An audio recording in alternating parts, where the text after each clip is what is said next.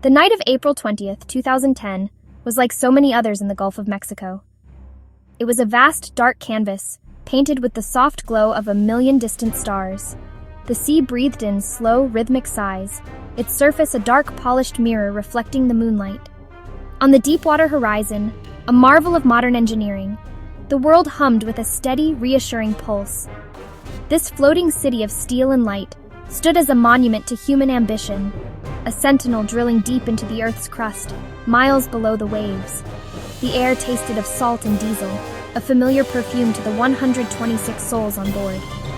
Down below, far from human eyes, a different story was unfolding, a story of immense geological force. Deep within the Macondo Prospect, nearly 3.5 miles beneath the seabed, the pressure was building. Methane gas, a volatile and ancient ghost, was pushing upward. The very systems designed to contain this immense power were being tested in ways they were never meant to endure. It happened without warning. One moment, there was the steady rhythm of the rig. The next, a violent, bone-jarring shudder. A sound that wasn't a sound, but a feeling. Then came the first explosion. A high-pitched, tearing shriek followed by a concussion that threw men from their feet. The lights flickered, buzzed, and then died. And then the second blast. This one was a firestorm, a monstrous, deafening roar that ripped through the heart of the rig. Flames erupted from the derrick, climbing hundreds of feet into the night sky, turning the rig into a colossal torch. Men, blinded by smoke and stunned by the concussive force, stumbled through the debris, calling out names into the roaring dark. The rig, their fortress, was turning against them. It was a dying beast, and its death throes were violent and indiscriminate. Some had to make the ultimate leap of faith. With the flames closing in, the open ocean became their only option. They were small, desperate figures in a vast, churning sea, watching the monument they called home burn against the night sky. In the heart of the inferno, human will clashed with raw chaos. In the midst of this terror, there were moments of incredible bravery. Men risked their own lives to help their injured comrades, pulling them from the wreckage, guiding them through the smoke. Each person who made it to a lifeboat, each person pulled from the water, was a victory against the raging inferno. But for 11 men, there would be no escape. They were lost to the fire, their final moments a testament to the terrible power unleashed that night.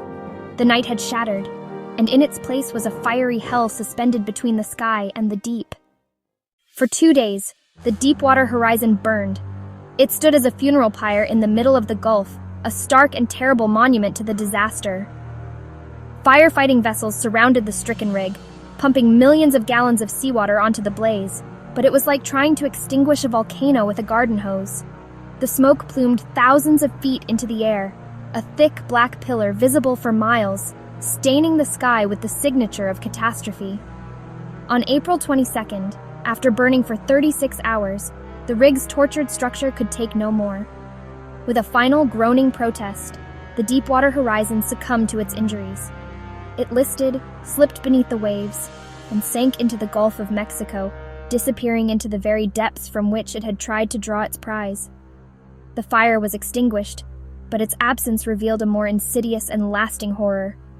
The inferno was over, but the silent, toxic flood had just been unleashed. With the rig gone, the true scale of the environmental catastrophe began to reveal itself. It rose from the depths, a continuous, unstoppable gusher of black gold turned black poison.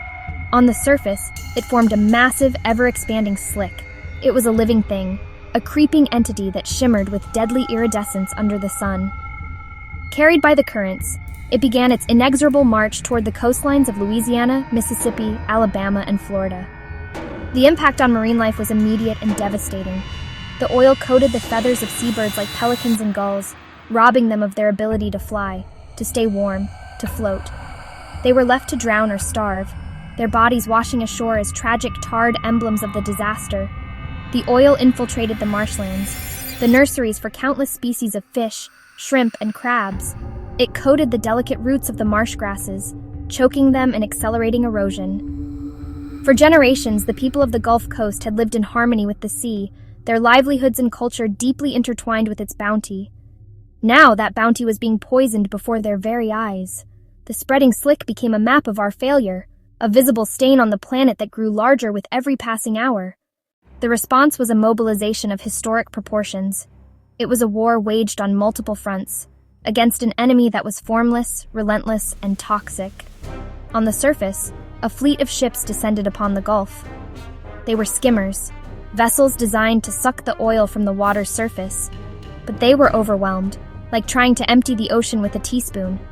They laid out miles upon miles of containment booms, but the sea is powerful. The booms were often breached by waves, torn apart by storms, or simply overwhelmed by the sheer volume of the encroaching black tide. A desperate and controversial new weapon was deployed: chemical dispersants. Over 1.8 million gallons of these chemicals were sprayed from airplanes and injected directly at the wellhead a mile below the surface. The goal was to break the oil into smaller droplets, causing it to sink and disperse into the water column rather than form a massive slick on the surface. While it made the problem less visible, many feared it was simply trading one poison for another, a massive, uncontrolled experiment conducted in one of the world's most vital bodies of water. The battle on the shores was a grueling, heartbreaking affair.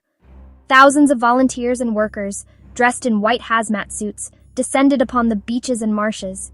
They painstakingly wiped oil from individual blades of marsh grass and scrubbed tar balls from the sand.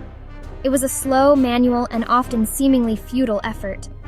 Finally, after 87 agonizing days, a tightly fitting cap was successfully placed over the wellhead on July 15, 2010, finally stopping the flow.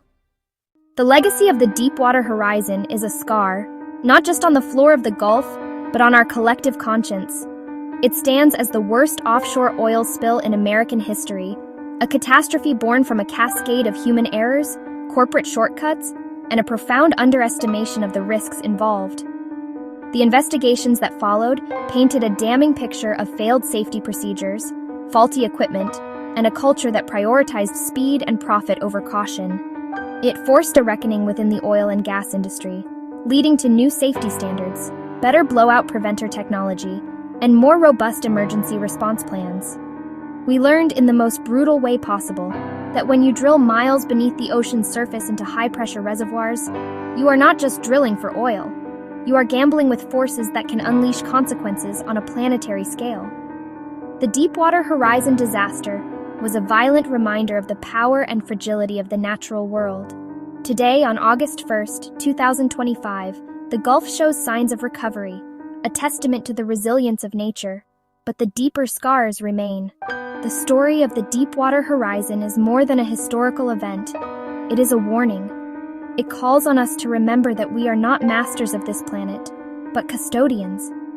And if we fail in that duty, if we forget the lessons written in the black tide, the next roar from the deep may be one from which we never recover. The ocean keeps its secrets, and it demands our respect.